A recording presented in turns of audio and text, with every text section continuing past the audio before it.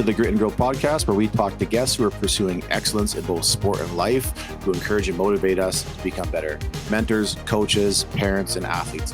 My name is Shane Sowden, head men's basketball coach at Briarcrest College, and also your co-host. And my name is Justin Simpkins, co-host and director of Prairie Hockey Academy. Incredible episode today. I love learning about the hinge in life and these hinge moments where you kind of intersect of who you are with who you're going to become. That's a hinge moment. Learning how to ride the carousel as a parent instead of the roller coaster with the kids. That's the athlete's job.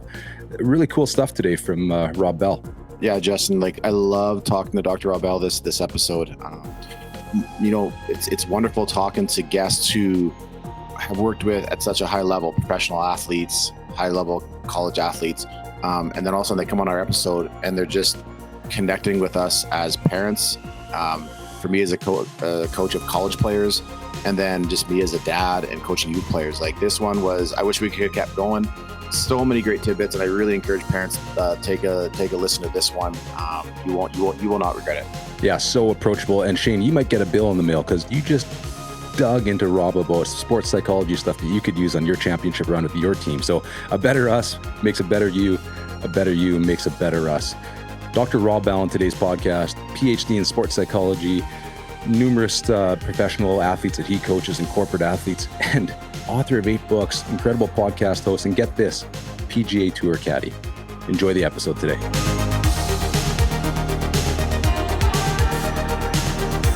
Dr. Rob, welcome to the Grit and Growth podcast. We are thrilled to have you join us today. Yeah, appreciate it, Coach, man. I'm excited, man. Thanks for having me.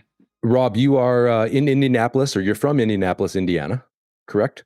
Yeah, I live here now. I grew up on the East Coast in Maryland and lived all around, really. Okay, really cool. I know about Rockport, Maryland. I had a roommate from there and got to love the band OAR from Maryland because of that. Oh, right. Yeah, nice, man. Really cool. But in Indiana, when I saw Indiana, all I could think of was Reggie Miller, Peyton Manning, and now Caitlin Clark. And of course, Shane would like to say Larry Bird. I'll just stick with Larry. Indiana. Yeah, we're good. Tell us in a real quick, brief synopsis. I know you have, Dr. Rob Bell, you have your PhD in sports psychology from Tennessee. Tell us what really got you excited about this sector, really, and the passion to help athletes and coaches, executives in mental performance. Sure, man. No, I appreciate it. It was, I was the athlete that thought too much, right? I was like Sheldon from Big Bang Theory.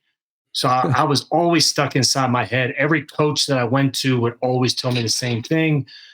Once the game starts, they'll go away. And my issue was, so that's kind of where the seed was planted. And it was I was an all or nothing athlete. I was the athlete coach that you absolutely hated because you had no idea who you were going to get, right? It could be Tom Cruise. It could be Adam Sandler. You just didn't know. And so there was no consistency at all in my performance. And I always got back to that mental game where it was I would try things here or there, but nothing, never really a plan in place in terms of how do you work on that mental game. So that's where that seed was planted. And then when I got to college, that was when I took my first psychology class. And it was on the heels of falling off an 80-foot cliff that I ended up taking this class. So sports ended up taking a major detour at that point. But if it wasn't for taking that class, it was tattooed in my heart. This is what's something that really interests me. I want to do this. Now, I had no idea what that looked like, but it was really tattooed. It was I'm going to work with athletes, coaches, and teams, helping them perform their best when it matters the most. And that's where that seed was planted. And it just never varied. The path always changes, right? But the goal was always the same, man. It's just, trying to help as much people as you can along this journey. And that was the coaching route really that I took. So tell us why, I've been coaching for over 20 years now. And over the last little while, mental performance coaches, toughness, psychologists, all those sorts of things, you start seeing that become more stressed in sports. Now it's getting even a lot of emphasis in youth sports. Can you tell our audience why? Because I find what's the big why behind this? Because I find we spend so much money on training, development, all these leagues, travel teams, all these sorts of things. And the mental performance piece kind of gets it's almost like the last thing we talk about. I mean, the reason why I think it's the last thing we talk about is because it's really tough to measure. And I think, Hmm. we can do all the measurables, but just because it can't be measured doesn't make it any less important. But I think that's the part of like, oh yeah, yeah, and the mental training piece is what we have to offer. When it's um, like it just needs to be a part of like the foundation of any type of like culture that they're building. Why has it really increased in the past few years? Because I think you take the term mental toughness and you just put it into mental health and you throw it all in together and now it all makes sense. And COVID had a really big part to do with that, right? Because there were so many people that struggled through that transition, and then coming out of that transition, careers ended, right? You didn't know that was your last performance that you could ever have. There was a lot of unknown factors that happened. And then I think you couple that with there's just a whole lot more media attention now than ever, right? Like you can just video practice, right? And that's going to be a highlight reel. So, I mean, there's so many Hmm. highlight reels. So, there's so many more distractions, so many more factors, and there's so much more like on the line. And that's where I think that the mental game, mental preparation in particular, now takes a more of like a co-pilot role. But it always has to be driven by like, and this coach always has to be driven by the coach. And I think once mental training becomes like part of the fabric of the culture of the team, then it really takes place. If it's something like, hey, we just want to bring somebody in to speak, I think it can have an impact, but it just has to be something that really gets emphasized, on a continual basis. And that's where it's like, look, mental training and mental health, they all get thrown in together, but they are different. They're both equally important. Um, but that's a whole nother discussion as well, man. So hopefully that answered it. No, that's really good. And I just got done coaching my youngest son is turned 14, and got finished coaching his elementary school team while coaching my college team at the same time, and seeing this parallel just from the mental side of things. And my when developing young athletes, for the longest time I was so focused on, well, we got to focus on the training, like just the basic skills, ball handling, shooting, defense, like understanding the game. um and I see in our culture, like you just said, the social media culture, everything's online, everybody has a highlight reel. And we're so, even at that young age, we're so focused on the scoreboard. Like we lost a tough game yesterday and it really annoyed me because we shouldn't have lost. But I'm like, these kids are 13 and 14. The end result didn't really matter. It's like, it does matter, but it matters because it gives you now a measurable to teach them life lessons. Okay, what did we learn? Like, why did we actually not perform the way? And it came down to like, we were very weak mentally when things didn't go our way, blaming the refs, blaming whatever, everything that was not out of our control. You can see the kids default to that. And I wonder, just like, do you see a progression with starting really young in youth sports? Because I feel like it's something we almost put a band-aid on once they get to later years in high school or college and professional. It's just like, and I really equate it to like strength training, right? Like the earlier you strength train, I think it's going to be better, right? In terms of Mhm. overall movement, injury prevention, it's the same exact thing. Now, if I say, all right, strength training, because how long ago was it where it was like, well, strength training is just going to make you slower? I mean, it was ridiculous stuff, right? But it was like, there were just these ideas that got thrown out there. So if you say like mental training, like with youth sports, I think people then would kind of think of, oh, strength training for youth sports. That means it's just lifting heavier weight and faster. When it's like the earlier you can start with the basics of the mental game, the blocking and tackling, right? Like you have to master the simple. What's your optimal zone of function? Meaning, like when you are playing your best, what's that look like? What's that feel like? When you're not playing your best, what do you notice that's different? Um, how are you breathing, right? What's your focus cues? How are you letting go of mistakes? These sort of things that have to be implemented in practice. Because I'm always just get back to like the will to prepare has to be greater than the will to win. And these are the skills then that last way beyond when sport's going to be over. But I think the earlier you can implement them, man, the better they're going to be at handling, the tough adversity situations like later on.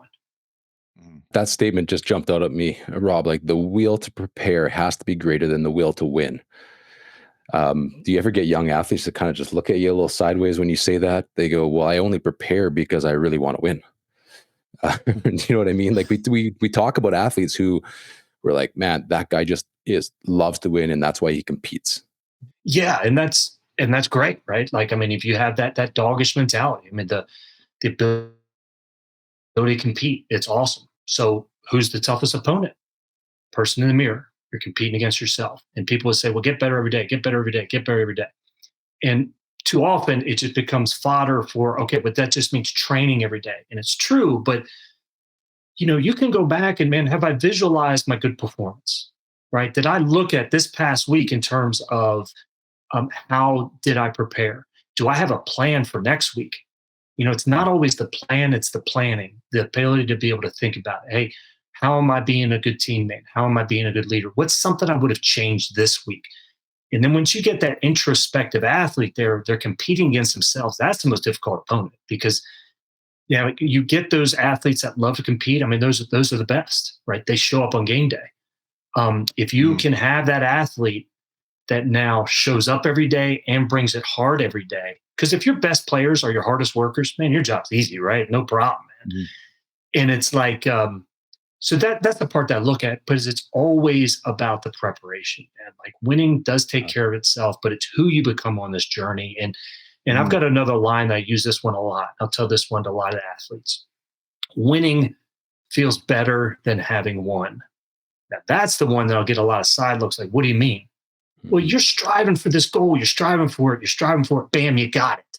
Right? This is what we've worked for. We got it. And then, okay, now what?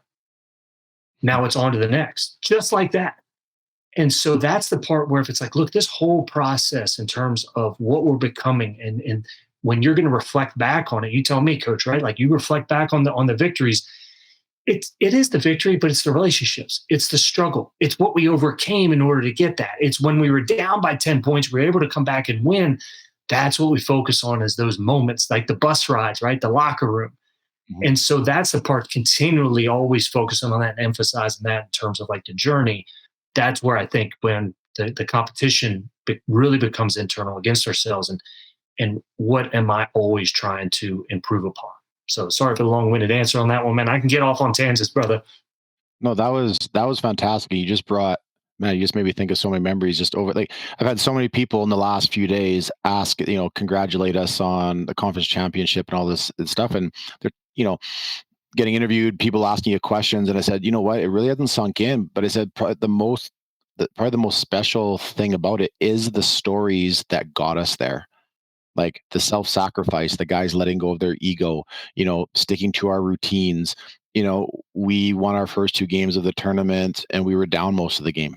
And then in the final, we had to lead the entire game, like just polar opposite. Like, and just those stories throughout the year of guys giving up their, a bigger role in the team for maybe a so-called lesser role.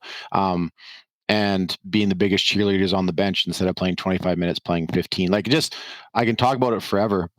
And then you had some really good questions that people can start asking themselves along this journey. But what would you say to like a parent or, because I find parents can be so focused on the scoreboard or like how many points their kid scored, how much playing time they got. But what would you say to parents and even coaches that are just for the first time be like, okay, there has to be something more to this. Like you mentioned, like who are we becoming? And we emphasize that a ton in our program. But I think that often gets missed. But what would you say, like, to those parents that are starting to think, yeah, there has to be something more than just chasing that prize or that trophy or that stat or that win. How do they start along this journey of helping their kid or their athlete that they're coaching along this journey to help prepare them mentally? So how I think, I mean, there's so many layers of this one, coach. Like, how do we start on that journey? By starting to let go, by starting to let them go, by starting to let them fail, by starting to allow parents to love them unconditionally and have their identity be something more than just their sport and what they do. And what I mean by that is only thing we focus on is winning ranking and statistics. Nothing wrong with that, but it's just like the sun, right? Like you can't stare at the sun. And if that's the only thing we ever talk about, what the kid hears is my whole identity is wrapped up in winning ranking and statistics. And if I get ignored when I'm home, if we don't like go to ice cream or something, and I'm thinking youth, if we don't go to ice cream, like when I lose, the message that I'm hearing is my value is all wrapped up in winning ranking statistics. And so for parents to start to let go, it's to start to even to have them kind of disconnect themselves from the outcome. And man, I mean, I'm like, because I see parents stressed out of their mind. You got no control over what's going to be going on. Why don't you just kind of like enjoy it a little bit more? Now I get it. It's stressful, but I have no control over this situation. None. So how do I want to act? Right? How do I want to behave? And everyone acts great when everybody's winning, man. No problem. But it's like when we start to lose, then what? Do I start to point fingers? Do I start to tell Johnny, boy, Johnny, if you would have got the ball, like this would have been different. And then what's Johnny hearing, right? Oh, yeah, well, I need to shoot it more.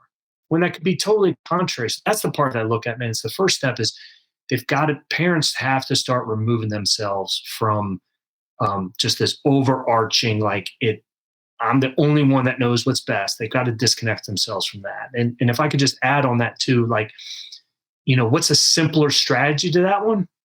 I tell parents they've got to ride the carousel, not the roller coaster. Athletes and coaches have to ride that roller coaster of emotions throughout the whole season. Parents, you need to ride the carousel. It's not much fun, but that's what you need to be. You need to be the one that's level-headed, that's steady, that when the athletes come into you crying or complaining, you're not trying to solve their problem. You just listen, right? Now, what are they doing? Well, now they're going to go back and look, you need to problem solve it. You need to talk to coach about it. What's something you can get better at and not just point fingers of blame? Because that's what parents want to do. They want to solve the problem, want to take away the pain. And that just doesn't help the long-term growth of it. And that's the part where it's like, look, you got to prepare the kid for the path, not the path for the kid. That's great. I appreciate this. And this is, Doc, I think you've written 8 books. And so, we could go deep on a number of these subjects. And I know you're going to have books that kind of talk about each of them. And inside of those, there's one book that, I'll profess I haven't read yet. I'm going to pick it up, but I'll get you a copy, man. Well, thank you. I appreciate that. But I think it's the Don't Go Alone. No one gets there alone. I apologize. No one gets there alone. Just because this idea of togetherness and team, and I just would love to hear some of that. You also use a lot of metaphors when you teach and inspire, and I think I'm seeing that in the titles of your books. Yeah, absolutely, man. No one gets there alone. The impetus of that story was I had a half Ironman that I was training for and that I was doing, and hopefully I have time for like the quick story. But it was Yes. I was at mile 30 on this bike, and I'm cresting this only hill, and bam, my back tire goes flat. Now, I hadn't biked in about 10 years. This was just something that I saw. I trained about 10 days for it, and then I just signed up for the race. I had to borrow somebody's bike. And when I'm speaking and I tell this story, it gets a little bit more involved, but I had nothing to change a tire. I'm stranded by myself, and another racer, right? Another competitor stops his own race and changes my tire for me. And, I finished the race, but I was the one, like Boy Scouts are turning over in their grave about my lack of preparation. And that stuck with me because would I have stopped? That was the question. I told people what had happened and would I have stopped my own race to help somebody else out? The answer to that point in my life was absolutely not, because I didn't even know that was an option. I just thought you just do the absolute best that you can. But that person stopping, that was a hinge moment that happened in life, and always happy to talk about that. But that was the hinge moment, because from that moment on, now I went into races. I went into every opportunity wondering who it is that can help. And that is where a better us is what makes a better you. And a better you is what makes a better us. And it goes a lot deeper than that. See, what I've discovered is that really the most selfish thing that you can do in life is to help somebody else out. Because if we've ever done volunteer work, I've yet to have anybody that raised their hand that says, those kids are so lucky that I was here to help them. We say the opposite, man. We say, I got more from those kids than they did for me. What did they possibly give us, even though we gave our time? Well, we got perspective. We got gratitude. We got an appreciation for our own problems that we would gladly have back. So the most selfish thing that you can do is focus on somebody else. That's Arthur Ashe, man.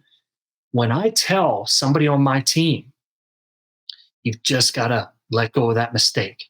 Don't worry about that. Move on, right? Shake it. Who am I really coaching up? I'm really coaching myself up. But that's the message that we never got. See, the way that you actually help yourself out is to focus on somebody else and help them. And that was the part of, I can't tell you to never give up and then turn around and start dogging myself. Like, it just doesn't work that way. And so that's the part of, when you focus on somebody else, you're really helping out yourself. And that was the whole message from No One Gets There Alone, man, is the more people you're going to help out, you're going to reach your goals, but you're helping yourself out as well.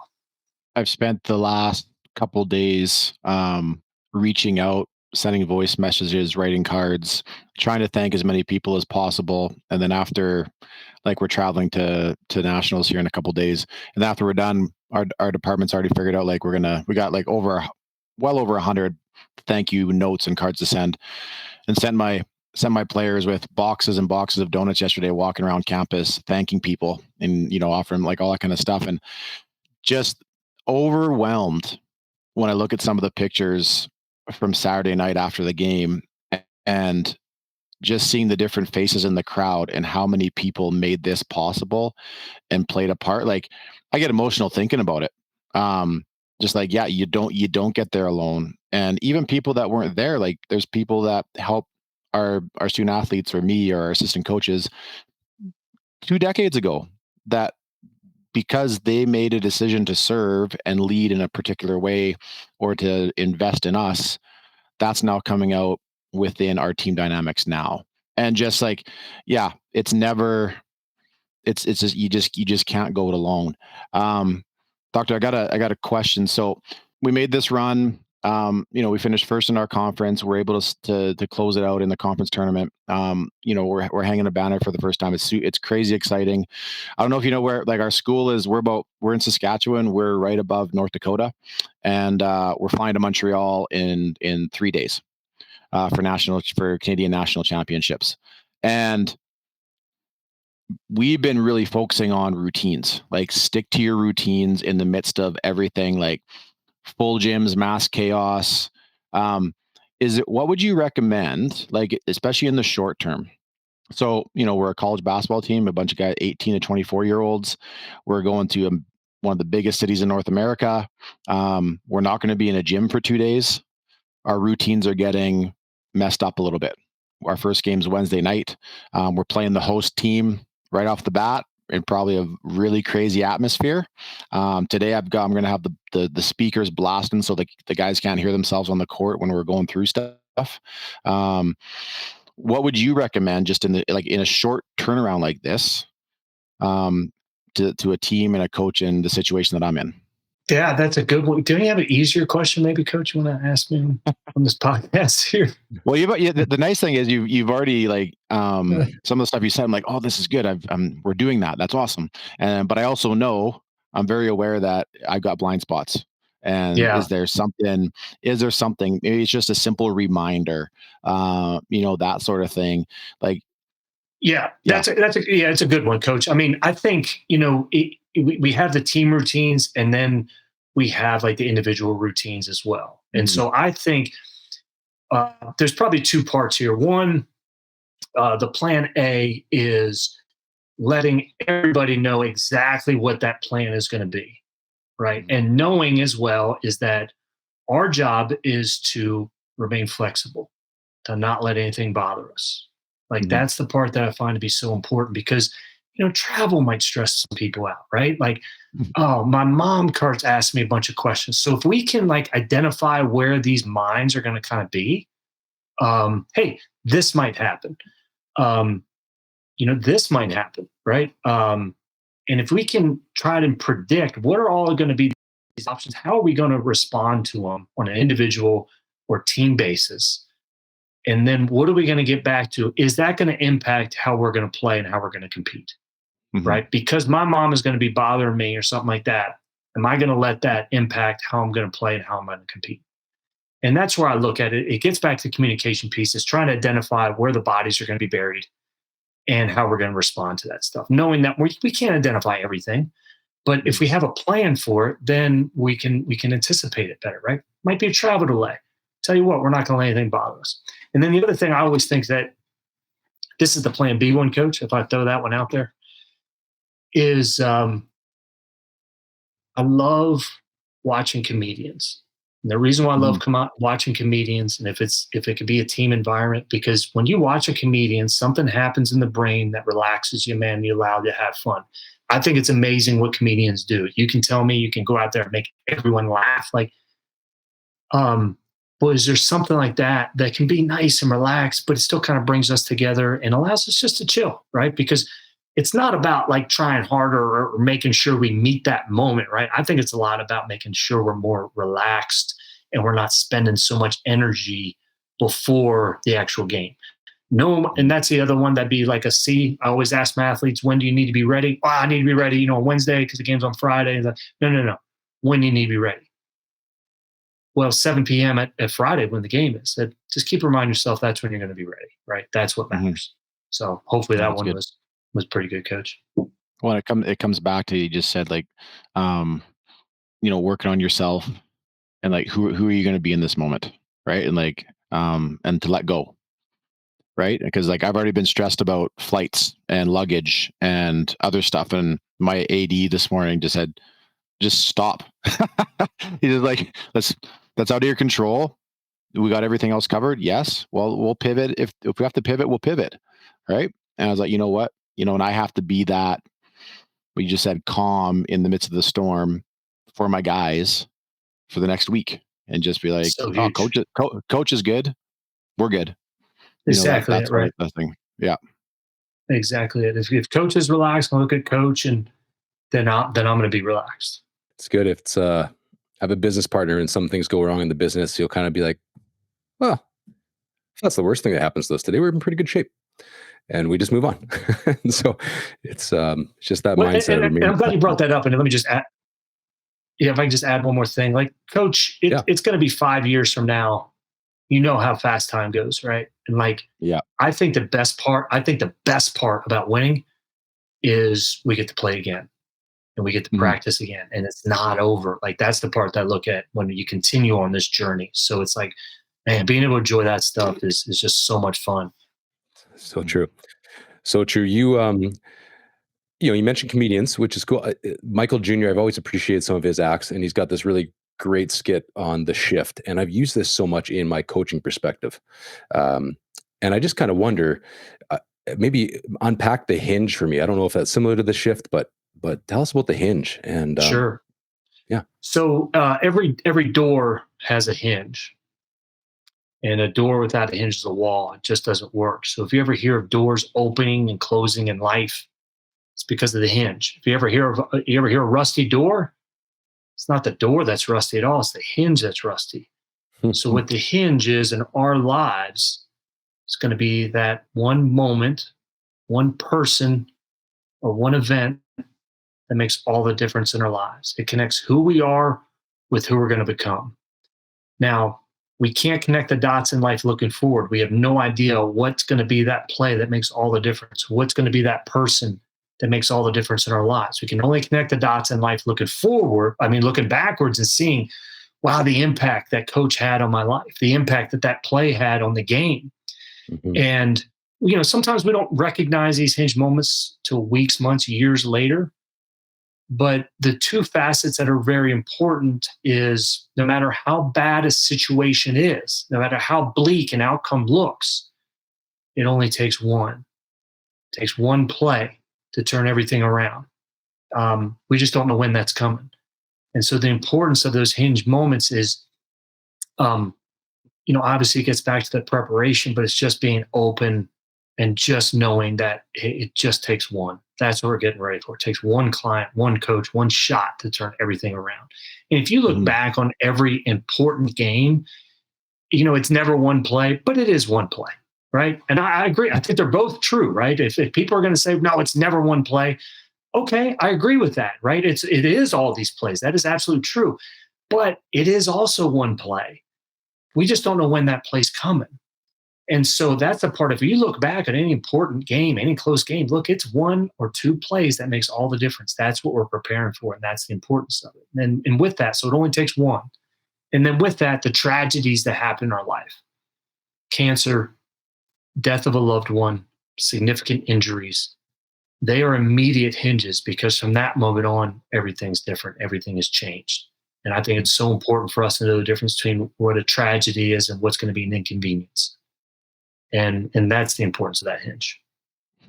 It's good. I like it. I mean, you mentioned a hinge in your life, the flat tire, and the competitor stopping to help you fix it. So thanks for connecting that dot for me. You've got a newsletter. I know you have a podcast as well, website, newsletter, Puke and Rally. I I had to laugh out loud when I read it actually, and but it's the importance of using setbacks. It's not about the setback; it's about the comeback, right? And this is what your newsletter's about. So talk to us about the importance of using those setbacks as a way to build your own mental toughness, and then that comeback side. Man, it's what I'm passionate about, man, because it's it just really isn't about the setback, and it is about the comeback. And I think that becomes the philosophy that we have in life. Then we handle mistakes better, right? We're going to handle losses better, knowing that that's going to happen. Um, Failure is it's a bruise, man. It's not a tattoo. And now, no one like it makes sense cerebrally, right? It makes sense in our mind, but nobody wants to go through this week. Bam, I just hope I have a lot of setbacks along the way. It's just about look, if you develop that philosophy that we've all puked, but what does it take to rally? It takes a confidence in yourself, takes a belief in yourself, but there is never a rally that happens by yourself. Like the rally, if you think of a tennis rally, it's still involving somebody else. If you think of a political rally, it's involving other people. And so what that takes to be able to rally is just isolating the mistake for what it is. It's just one mistake. It's how we respond to it. It's how we come back from it. And then I just add like this tangent. One of the quotes that I was never really a big fan of is "You fall down 7, you get up 8." It's just never stuck with me, and I found out why. And the reason why is because it's true, absolutely, it's true. But the reason why it never stuck well with me is because what they never told me, maybe they told you, but they never told me, is that when you fall down for that 7th time, you remember and everything floods back about that time when you fell down for that 3rd, 4th, and 5th time and how painful those experiences were and how your whole identity kind of gets shocked of when you have a setback. Hmm. And if you can just isolate the mistake, if you can just isolate, hey man, whatever it is, right? If it meant I missed going to the gym, okay, fine, man, it happens, right? I didn't really bring the energy or the effort I was supposed to on this practice. Got it. That doesn't mean you as a person or a bad person or you can't come back. So just because you messed up doesn't mean the next day you can't show up. But that's where I think what happens is because we mess up, it floods back all the times that we have made mistakes and errors in the past, and that's what becomes overwhelming. Now we're shadow boxing against demons that aren't even there from our past that we've never really shed because we're not just isolating this mistake right here. Look, man, you want to go on a diet? Awesome, man. Now you ate a piece of cake. What happens? You eat that piece of cake? Damn, I blew it. I knew it, man. I knew I shouldn't have eaten that piece of cake. And we beat ourselves up about it. And then what happens? Because now we're in that whole mindset of failure that I might as well just eat the whole damn cake. When that's not the answer, man. The answer is you ate a piece of cake, you made a mistake. So what? Next play. How are you going to respond to that? And that's really becomes like a lifelong journey for all of us, me in particular. And that's where it's look, I have to identify that mentality. If it's not about the setback, it's about the comeback, knowing that it's going to be how we respond, how we can get better from it. Oh man, I feel like you're swimming in my head right now. Anyways, in a good way. That's good. You've worked with numerous teams at numerous levels, individuals, worked with, you've been a caddy at numerous PGA events, which we thought was really cool. Because I think I'm a terrible golfer. I'm pretty good baseball player, played, high level ball in college. I can hit a baseball. You tell me to hit, and it's moving. A golf ball is on the tee, and I can't hit that thing straight twice in a row. But like for our listeners out there, and maybe you have some like specific examples, but like how much can an athlete improve their overall potential from like effective mental training? Like what are some examples of maybe some clients or examples of where you've seen athletes or teams, they're good, maybe go from good to great, or that just made that, they're shooting par regularly, but then they're able to take a couple strokes off their shot just from changing the way they're thinking about themselves, their environment, the game, whatever it is. Yeah, it's a good one, coach. I mean, I can use like general examples Mhm. because if I do the names, then I can't talk about it. But if I can use the general examples, then I can talk about them, and it's Yeah, like, so, I mean, it's exponential, man. It's exponential. Let me just say this. I'll say gratitude and perspective are two superpowers that we can have in life. yeah. Hmm. Gratitude and perspective. If you can have a perspective about the game, I think it allows us freedom to play the game, right? And we're not playing the context, we're not playing what it means. And if you can have gratitude for all the things that we take for granted, you're just going to be in a better frame of mind. And but that takes practice. It definitely takes practice. So that's like, man, what am I grateful for, and what's the perspective I have that's going on? Man, I don't have to, I get to, and I don't get to, I want to. um the part that I see how you can exponentially get better, man, is just the mindset of um the self-belief and self-confidence in yourself. So if people ask, hey, what is the difference Hmm. from somebody that's really good to somebody that's elite? What's the difference between somebody that's elite that somebody that's a champion? And it always gets back to the same thing. They have this belief in themselves that they actualize, they visualize it, they act as if, and I don't mean outwardly in terms of like a cocky sense, right? It's not the personality piece. Like that I'm not talking about personality. I'm just talking about that inner confidence that they have in themselves. It's like it's kind of already happened. And so once you have that, well, then you're just acting as if. You work a little bit harder, right? You let mistakes go a little bit more. You start to be a little bit more introspective. You start to look at these areas of where I can get a little bit better. And so too often we just want to pick the 0.0001% of the absolute best and say, what is it that they do? When I think, well, why don't we just look at like champions at all different levels, and it's going to get back and you're going to hear it, right? The belief. Well, that belief is just something you have to cultivate like over time. You believe, you're going to reach that. What's the preparation, right? What are some of these benchmarks that are showing that that's going to be true? And you always hold on to that, and you have to hold it sacred, and you got to hold it close to your heart. And then once that belief takes care of itself, things just start to manifest and they start to happen. And that's where I just look at every champion who made that decision. I'm done playing with quarterfinals. I'm going to start to win. We're done just being happy to be here. We're going to win. And they make that. And then it just doesn't mean like, okay, that's the only factor. No, it just means like, okay, well, let's reverse engineer it. If winning is it, what are these things that I have to do? Because that is going to be that goal. But that's the shift that I see that really takes place. Love it. So I think what he's saying, Shane, is potentially we could help you hit 2 balls straight in a row, but you got to be able to reverse engineer it, put some time in at the range first.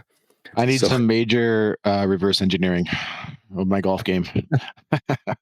Got it, man. What to prepare, brother. Perfect. yeah, will to Perfect. prepare is But awesome. that's where it Yeah. starts, right? It might not Yeah. start on the golf course. It might start in practice. Now I've hit a couple in a row. Now Yeah. that confidence and belief has just taken the next step forward. Yeah. Well, Yeah. and this we can segue into wrapping up here, but like, yeah, I can tell before I step on a golf course, I bet you 95% of the time I'm already defeated. Right? Because you already have like, oh, you already think the film you're running in your head is it's Yeah. not one of belief. Yeah. It's good. I think this has been fantastic. We could probably talk for a couple more hours, and Oh my goodness. I've enjoyed it, but inside of our listenership group, there's a lot of student athletes. There's a lot of parents of those student athletes, and we have a lot of coaches as well. And I think out there, for coaches out there, what would be the difference in coaching like a youth athlete versus a more mature athlete in the world of mental toughness? So whether that's pro or collegiate, is there a difference, do you find, or at the approach we need to be taking? I think so. It's the same thing as, and that's why I just use that analogy of like strength training, right? Strength training, Yeah. conditioning. I mean, the funny thing is you would never ask a pro athlete to do what youth athletes do now. Here's what we're going to do. All right. You got 5 games this weekend. Okay. Go at it. And then we got, we have travel this week, and then we're going to have another showcase. We're going to have another 5 games at play. It's like, you would never ask them. Imagine going to a pro athlete and telling them that. Like, you would never do it. You know what I'm saying? So yeah, man, there's a lot of distinct factors. Now, I think you have to look at, well, what is mental toughness to begin with? And that's where I think, look, there's a whole lot of misnomers about mental toughness, and a lot of academics like to publish research papers on just to come up with their own definitions. So I like to go back to Jim Blair, 1986 definition of mental toughness. It's how you deal, handle, and cope with the adversity, the struggle, and the setbacks that happen in life. Mm-hmm. That's what it is. So adversity has to be there. It doesn't mean we're flipping big tires and that makes us mental toughness. I think a lot of the mental toughness happens in the debrief. When I'm working with my athletes, I'm always telling them, I'll be able to help you before, but you're going to help me after the event, because it's in the debrief. Are you willing to look at the areas that maybe you just don't want to look at, right? So the mental toughness for like kids, mastering the simple. Are you doing the daily disciplines that you have to do? Are you doing the things like making your bed without being asked? These disciplines last way beyond when sport's going to be over. Your parents are going to be way more happy for it. But it's like, if you can't master the simple, you can't take the next step. It just doesn't work, man. You can't have your room and bag be total mess. You forget your goggles to swim practice and then expect you're going to take the next leap. No, you're just relying on your talent that's going to get you to a certain level, but then everyone's going to be great around you. So that's where I'd like, and in all our lives, right? We're trying to master the simple. How do I take what I'm doing now? How can I just get a little bit better at it? And then advance is, so I mean, I just look at goal setting, all that stuff, how we focus, how we let go of mistakes. I have like a hierarchy of mental toughness. I think that's kind of how it plays, but those are all the skills that go into it. Mental toughness, too, unfortunately, it just stops with how bad you want it. That's a big part, man, but that's just the foundation of the house, man. It's like, to get further, we have to be doing things that we haven't done. And we have to really encapsulate all these mental aspects of, what's my focus cues, man? What's my mentality heading into competition? Do I have resentments on the team, right? What's this mental baggage maybe that I bring onto, the court or the ice with me, man? A lot of just introspective, that stuff that just has to be done. So many different ways to do it. And, yeah. And any of the listeners, man, they can buy any of my books too, man. I was like putting the plug in there. Right. And, but yeah, there's so many different facets to it, man. Totally. I think, what, drrobbell.com, fantastic resource. You have a podcast as well, but I thought even on your website, there's a free download just about mastering time. And, how do you, I thought that was brilliant. I grabbed that download and took a look at it and shared it actually with a couple of friends, because I thought there were some really simple pieces. And you talked about, like, it's 2025. What are you going to do? All these resolutions, etc. Here's a simple pathway. We'll definitely leave some notes for our listeners on your website. Some of the books, we'll put some links in. This has been fantastic. Doc, we've greatly enjoyed this. I've learned a lot. I've taken some things away. We didn't even get to talk about your 3 lessons of sledding, life lessons you learned from sledding with your daughter, which was, oh my goodness, I still can't believe I lost. I would always beat her. Now she beat me up the hill, and I was like, what? Yeah, does that just happen? I'm like, oh my goodness. Yeah, Father Time is undefeated. It's right. Yes. Yeah. So great blog post on the life lessons from sledding with your kids from Dr. Rob Bell. Can I have one more thing? Please. Go for Yes. And I appreciate you guys having me. People that are struggling or people that are on the mountaintop right now, like, this Yeah. too shall pass is just a big belief that we have, right? No matter if we're going through something great or something bad, but it's like, look, it all works out in the end. If it hasn't, it's just not the end. Your job is to assess, man, just focus on today and what am I need to do today and take care of it. When the picture gets too big, there's a lot of fear, a lot of anxiety that lives out there. Yeah. And you have a line there, right? It's like bad times won't last because good times can't. You Right. like that one? It's true, man. I did like that Well, one. and that was the thing, Yeah. brother. Like, I wanted this party. Like, this is the best steak dinner I've ever had in my life. I want this to Yeah. keep going. Yeah. But that ends. So that Yeah. was the only thing. That was the only logical part. Because this birthday party ends, because this celebration ends, that means the bad times can't last. That's the part that I have to hold on to. Yeah. It's awesome. Oh, this was great. I appreciate you for coming on. I got some new reading material for my flight out east, and excited about that. And no, this was awesome. I got notes for days right now on everything you shared. So thank you, Rob. That was fantastic. Appreciate you guys having me, man. Thanks. Thank you so much for listening to today's episode of the Grit and Growth Podcast. We hope that you enjoyed today's guest and the answers that they were able to give and the stories they were able to tell. If you did enjoy today's episode, we'd ask that you would just follow or subscribe to our podcast. It does help us get the word out in our message. Thanks again. Have a great day.